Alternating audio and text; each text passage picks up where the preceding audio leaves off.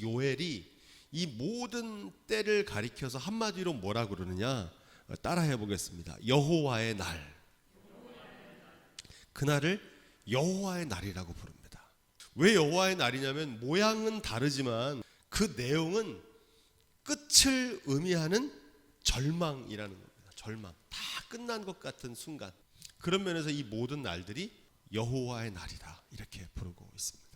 중요한 것은 이 요엘의 예언이 전하고자 하는 것은 이 불가항력적인, 사람이 막을 수 없는 이 메뚜기 대재앙을 통해서 뭘 얘기하려고 하느냐, 마지막 때에 하나님의 심판이 있다는 사실을 증거하고 있습니다. 그러면서 이 마지막 때를 어떻게 준비해야 되는지, 마지막 때를 어떻게 예비하며 살아야 되는지 이 믿음의 자세를 전하는데 최종적인 목적이 있습니다. 전도서 말씀해 보면 곤고한 날에는 생각하라 이런 말씀이 있잖아요. 삶에서 만나는 위기의 순간에 왜 이런 절망과 위기가 찾아왔는지 생각하라는 겁니다. 해결할 수 없는 이 무시무시한 날을 만나는 것처럼 우리의 인생이 영원하지 않고 마지막 하나님의 심판의 날이 있구나. 그래서 그 마지막 날을 생각하며 오늘을 살아갈 수 있는 지혜가 저와 여러분 가운데 있기를 주님의 부탁을 드립니다. 그런 맥락에서 우리 11절 말씀, 메뚜기 떼로 상징되는 이 이방 군대가 찾아오는데 이 이방 군대를 지금 누가 지휘하고 있다는 겁니까? 여호와께서 진두 지휘하고 계시는 겁니다. 하나님께서. 북이스라엘을 멸망시킨 나라가 아수르고 남유다를 멸망시킨 나라가 바벨론인데 그들은 여호와의 명령을 수행하는하 이렇게 말합니다. 한마디로 하나님의 심판의 도구이고 막대기일 뿐이라는 사실입니다. 사무엘하 7장 14절에 보면 하나님께서 사람 막대기와 인생 채찍으로 너희를 징계하시겠다 이렇게 말합니다. 예루살렘을 파괴하고 있는 이 메뚜기 떼와 같은 아수르와 바벨론의 군대는 하나님께서 말씀하신 하나님의 징계 막대기일 뿐이라는 사실입니다. 많은 사람들이 어려운 재난이 찾아오면 그 막대기만 두려워해요. 정말 우리가 두려워해야 될 분은 누굽니까? 그 막대기를 붙들고 있는 분을 두려워해야 되거든요. 바라기는 저와 여러분들이 삶에서 만나는 위기가 찾아올 때 삶의 주관자 되신 주님을 바라볼 수 있기를 주님으로 부탁을 드립니다. 그걸 믿음의 눈이라고 합니다. 근본적인 해결의 열쇠가 바로 거기 있기 때문에 그렇습니다. 치료의 방법에는 증상 치료가 있고 원인 치료가 있습니다. 증상 치료는 다리가 아프면 거기다 파스를 붙이는 겁니다. 시원하니까 고통은 좀 덜해요. 하지만 그 다리가 본래 아픈 게 치료됩니까? 안 됩니까? 안 되거든요. 증상만 완화시키는 거잖아요. 원인 치료는 뭐냐면 그 다리가 아픈 근원을 치료하는 겁니다. 메뚜기 떼가 찾아오는 재난과 고난만 생각하는 건 증상 치료를 하는 겁니다. 원인 치료를 해야 된다는 겁니다. 대부분 사람들은 어디만 바라보냐면 이 막대기만 바라봐요. 삶의 주관자 되신 주님과의 관계가 회복될 때 모든 재앙의 원인이 극복될 줄로 믿습니다. 요엘의 결론은 주의 이름을 부르라는 얘기가 이런 맥락에서 나온 얘기입니다. 여호와께로 돌아오라는 겁니다. 재난이 빨리 피해가고 재난이 찾아온 것만 염려하지 말고 그 재난을 주관하시는 하나님을 바라볼 수 있는 눈이 열려지기를 주님으로 부탁을 드립니다. 여호와의 날이 크고 심히 두렵도다. 당할 자가 누구랴 이렇게 말합니다. 여러분, 여호와의 날은 앞에서 배운 것처럼 메뚜기 재앙이기도 하고 열강들의 침공이기도 하고 개인적인 죽음이기도 하고 삶에서 만나는 위기와 재난인데 그것을 누구도 피할 수가 없습니다. 죽음 피할 수 없잖아요. 예외도 없습니다. 그 위기의 순간을 내가 재물로 극복해 보려고 한다. 극복할 수 있습니까? 없습니까? 재물도 소용이 없어요. 건강도 명예도 인간적인 능력으로 사람의 도움으로도 해결할 수 없는 거예요. 당할 사람이 없어요. 당할 재간이 없어요. 속수무책의 순간이라는 사실입니다. 크다는 거는 내 키를 넘는다는 겁니다. 삶의 문제가 파도처럼 찾아오는 거예요. 가슴까지 물이 올 때는 믿음이 필요 없습니다. 언제 믿음이 필요합니까? 내 키를 넘는 문제를 만났을 때 믿음이 필요한 겁니다. 해결이 가능한 거는 해결하면 되는 거예요. 내가 할 수 있는 일은 내가 최선을 다하면 됩니다. 크고 두려운 여호와의 날은 우리가 감당할 방법이 없습니다. 이것을 뭐라고 그러냐? 인간의 한계를 깨닫는 겁니다. 어떤 한계입니까? 인간이 어떤 존재입니까? 죽을 수밖에 없는 존재. 창세기에서 에노스 때에 여호와의 이름을 불렀더라. 근데 이 에노스의 이름의 뜻이 죽을 수밖에 없는 존재라는 뜻입니다. 인간의 한계를 알 때 하나님의 이름을 부르게 된다는 겁니다. 인간의 능력의 한계, 지식의 한계, 생명의 한계, 물질의 한계를 자각하는 것을 말합니다. 인간의 한계를 철저하게 자각하는 순간이 언제냐? 이 재난의 날 그렇게 된다는 거예요. 아, 내가 정말 아무것도 아닌 인생이구나. 이것을 깨닫게 됩니다.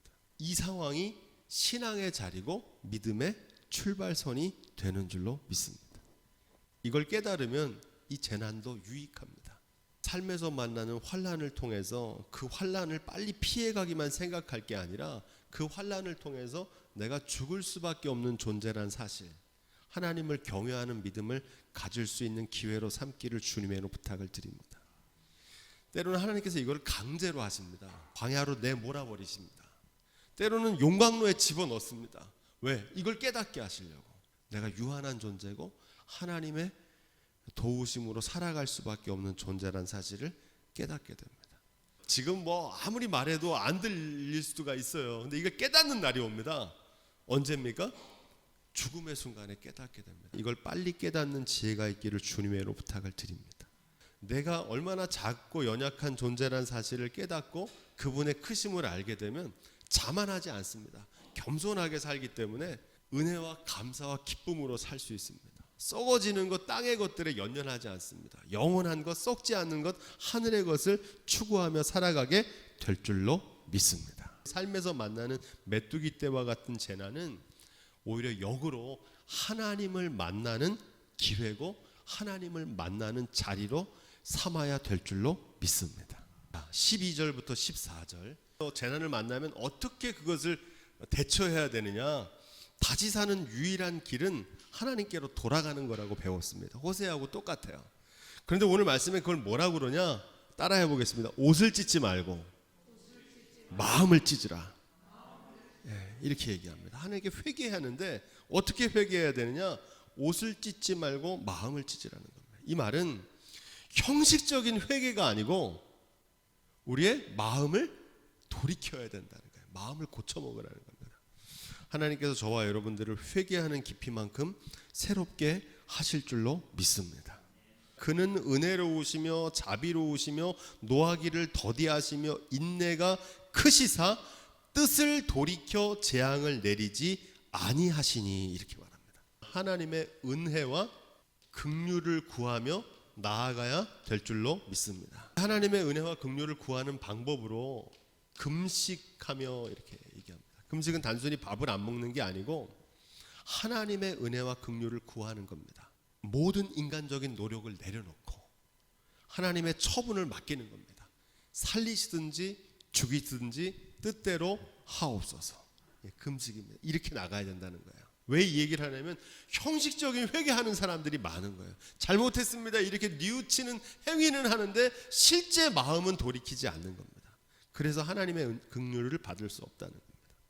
중요한 말씀은 그 다음인데, 주께서 혹시 마음과 뜻을 돌이키시고 그 뒤에 복을 끼치사 너희 하나님 여호와께 소제와 전제를 드리게 하지 아니하실는지 누가 알겠느냐. 소제와 전제가 뭔지 우리 배웠죠. 소제는 뭐라고 그랬습니까? 곡식으로 드리는 것이고, 그리고 전제는 뭐라고 그랬습니까? 포도주라고 이미 배웠죠. 그 속에 담겨있는 의미는 이 곡식은 하나님께 드려지는 감사고 이 포도주는 기쁨이다 그랬습니다. 그래서 물질적으로 영적인 차원으로 온전하게 하나님께서 회복시키지 아니하겠느냐, 이런 말씀입니다. 그런데 문제는 혹시 누가 알겠느냐, 이렇게 말합니다.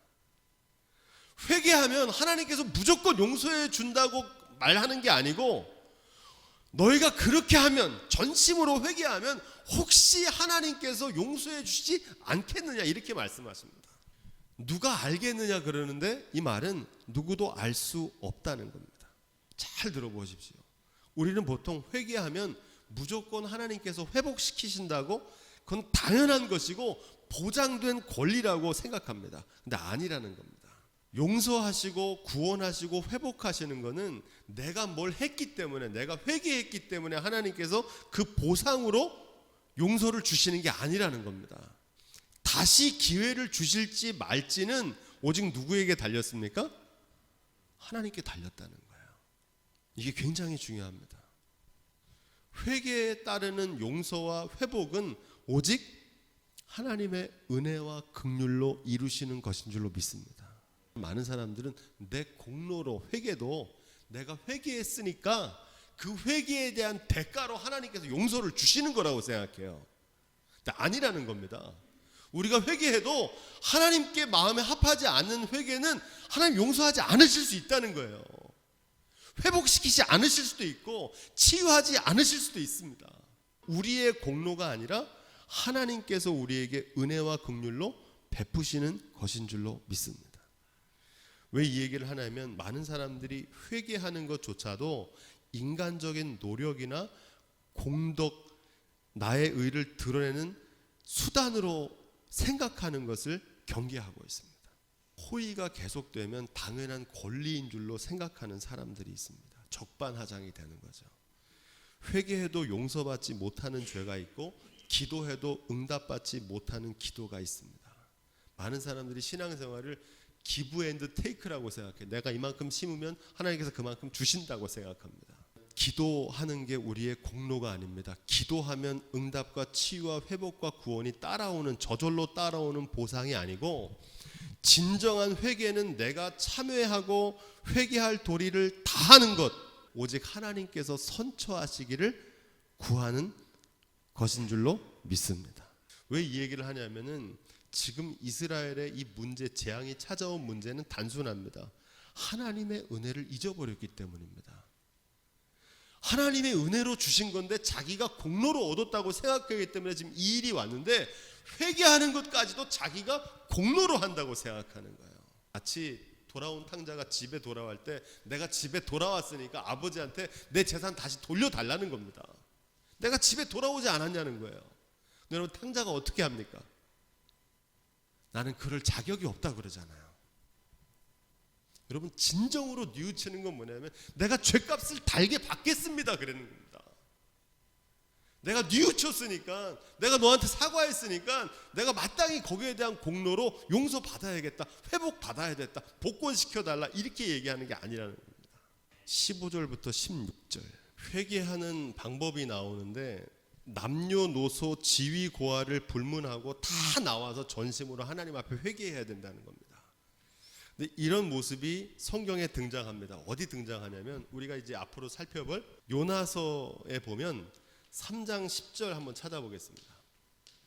요나가 여호와의 말씀대로 일어나서 니느웨로 가니라. 니느웨는 극히 큰 성읍이므로 3일 길이라. 요나가 그 성에 들어가며 곧 하룻길을 행하며 외쳐 가로되 40일이 지나면 니느웨가 무너지리라 하였더니, 니느웨 백성이 하나님을 믿고 금식을 선포하고 물온 배소하고 굵은 배를 입은지라.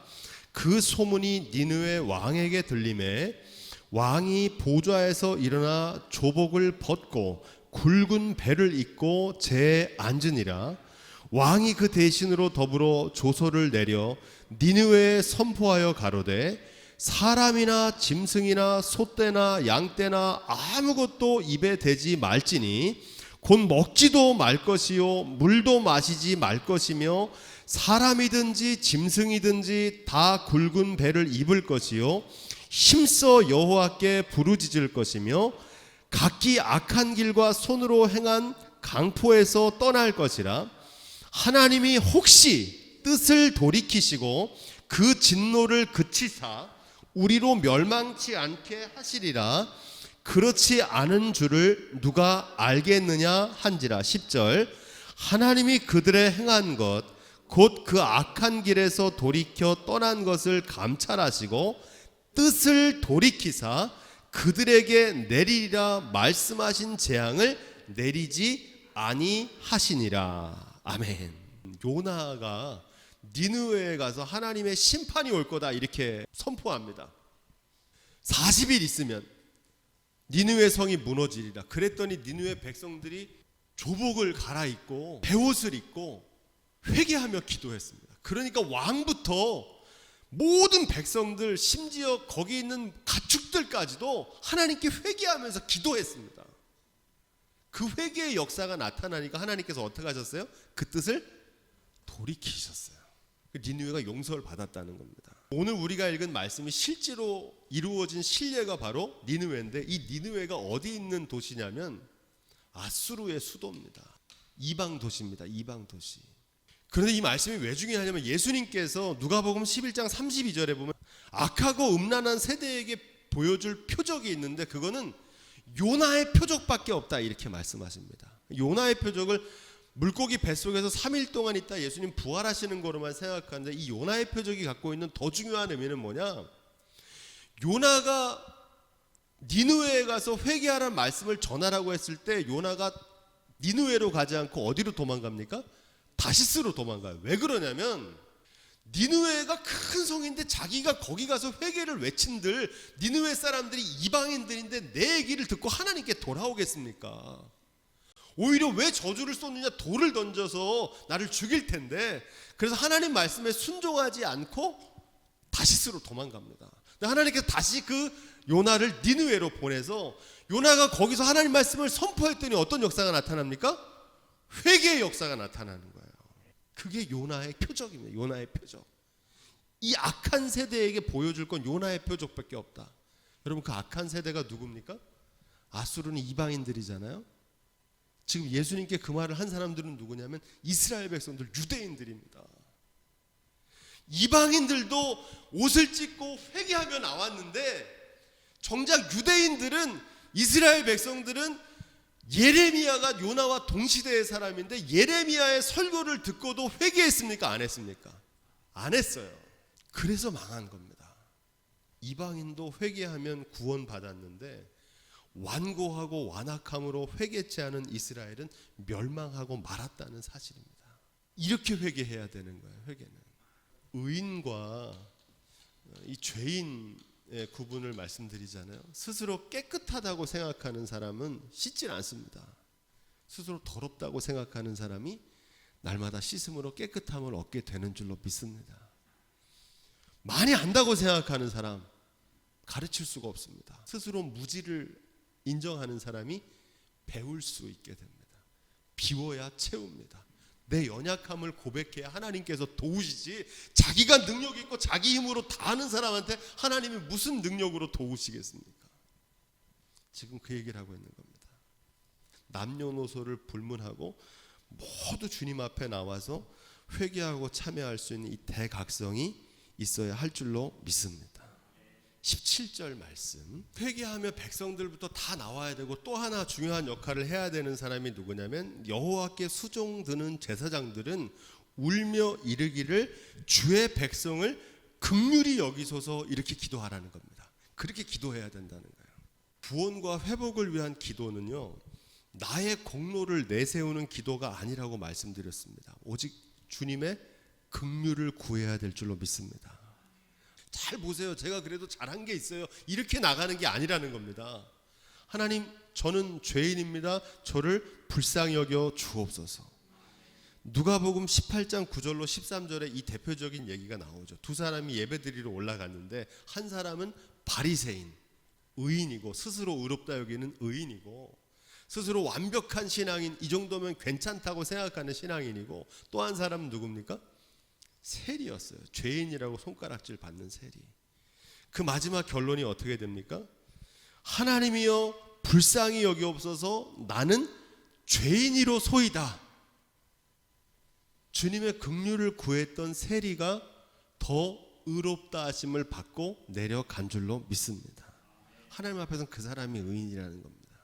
그래서 우리가 주님께 용서를 구할 때는 내 공로를 내세우는 게 아니라 주님의 긍휼을 구해야 됩니다. 나는 죄인이로소이다. 주여 이 죄인을 불쌍히 여겨 주옵소서. 이 한마디면 충분한 기도입니다. 제일 완벽한 기도입니다. 여호와께 수종드는 제사장들이 이런 기도를 해야 된다 이렇게 말합니다. 이 모습도 우리가 전례를 찾아볼 수 있는데 어디 나오냐면 출애굽기 32장 한번 찾아보겠습니다. 여호와께서 뜻을 돌이키사 말씀하신 화를 그 백성에게 내리지 아니하시니라. 아멘. 말씀의 배경은 뭐냐면 금송아지 우상을 만들어 가지고 아론과 이스라엘 백성들이 다 하나님 앞에 범죄한 겁니다. 그러니까 하나님께서 이 백성을 싹 쓸어버리겠다고 그러시는 거예요, 모세한테. 그러니까 모세가 하나님께 나와서 중보기도합니다. 하나님 그렇게 하시면 안 됩니다. 그러면서 모세가 기도하는 장면이 나옵니다. 근데 그 내용을 우리가 좀 살펴봐야 되는데 11절 한번 읽어볼까요? 11절. 모세가 그 하나님 여호와께 구하여 가로되 여호와여 어찌하여 큰 권능과 강한 손으로 애굽 땅에서 인도하여 내신 주의 백성에게 진노하시나이까. 아멘. 이 수종드는 제사장들에게도 이렇게 기도하라는 겁니다. 모세처럼. 누가 기도하냐가 중요한 게 아니라 어떤 기도를 하느냐가 중요합니다. 주의 기업으로 욕되게 하여 열국들로 그들을 관할하지 못하게 하옵소서. 어찌하여 이방인으로 그들의 하나님이 어디 있느냐 말하게 하겠나이까. 이렇게 기도하라는 겁니다. 이 말이 무슨 얘기냐면 하나님은 자신의 영광을 나타내기를 원하시는 하나님이십니다. 우리가 하나님의 영광을 나타낼 수도 있고 하나님의 영광을 가리울 수도 있어요. 근데 지금 이스라엘이 범죄해가지고 이방 백성들에게 끌려가서 다 멸절해서 죽으면 그 이스라엘 백성들의 체면과 명예만 떨어지는 게 아니라 그들을 구원하겠다고 약속하신 하나님의 얼굴에 먹칠을 하는 일이 되지 않겠습니까? 그러니 하나님 저들의 죄는 믿지만 하나님의 영광이 나타나기 위해서 여호와의 이름이 존귀케 되기 위해서 그들을 구원하여 주옵소서. 불쌍히 여겨 주옵소서. 다시 한번 기회를 주옵소서. 이렇게 기도하는 겁니다. 이게 무슨 얘기냐면 저와 여러분들을 통해서 하나님의 영광이 나타나기를 기도하시기를 주님으로 부탁을 드립니다. 하나님 제가 잘못되면 제가 하나님의 자녀인데 제가 여기서 넘어지고 내가 잘못되면 하나님의 영광 가리우는 일인데 하나님 영광 가리우지 않도록 다시 한번 저에게 기회를 주옵소서. 이렇게 기도하라는 겁니다. 더 중요한 말씀은 이어지는 말씀인데 13절 하나님께 어떻게 기도해야 되냐면 언약을 기억하옵소서. 이렇게 기도하라는 겁니다. 하나님 아브라함에게 맹세하지 않으셨습니까? 이 백성들 하늘의 별처럼 땅의 모래알처럼 하나님 이루겠다고 하지 않았습니까? 약속은 지금 누가 어긴 겁니까? 이스라엘 백성들이 어겼거든요. 그런데 그들을 진짜 그 벌대로 멸하시면 하나님이 하신 맹세 그 언약이 깨지지 않겠습니까? 하나님 불쌍히 여기시고 다시 한번 그 언약을 기억하셔서 그 뜻을 돌이켜 주옵소서. 이렇게 기도했다는 겁니다. 우리 자신의 의로움 때문이 아니라 우리의 배신에도 불구하고 변함없으신 하나님의 신실하심으로 구원을 이루시는 줄로 믿습니다. 그 결론은 뭐냐? 어떻게 기도해야 되냐면 주님의 언약을 붙잡고 기도하셔야 됩니다. 가장 확실한 기도입니다. 가장 강력한 기도예요. 하나님의 말씀을 붙잡고 기도하는 겁니다. 하나님 언약을 이루어 주십시오. 저에게 말씀하셨지 않습니까? 약속의 땅을 주시겠다고 약속하지 않으셨습니까? 하나님의 이름으로 선포했습니다. 만약 그 말씀이 이루어지면 제 체면이 문제가 아니라 하나님의 영광이 나타나겠습니까? 사람들이 하나님을 얼마나 얕보겠습니까? 하나님이 말씀대로 하나님의 약속대로 이루시는 분이라는 사실을 나타내 주옵소서. 모세가 그렇게 기도한 겁니다. 그랬더니 하나님께서 어떻게 하셨습니까? 그 마음을 돌이키셨어요. 여러분 하나님의 말씀을 붙잡고 하나님의 언약을 붙잡고 기도하시기 바랍니다. 언약이 성취되기를 기도하셔야 돼요. 주기도문에 보면은 하나님의 이름이 거룩히 여김을 받으시오며 나라의 임하옵시며 하나님의 뜻이 이루어지기를 기도하고 있습니다. 누구를 통해서?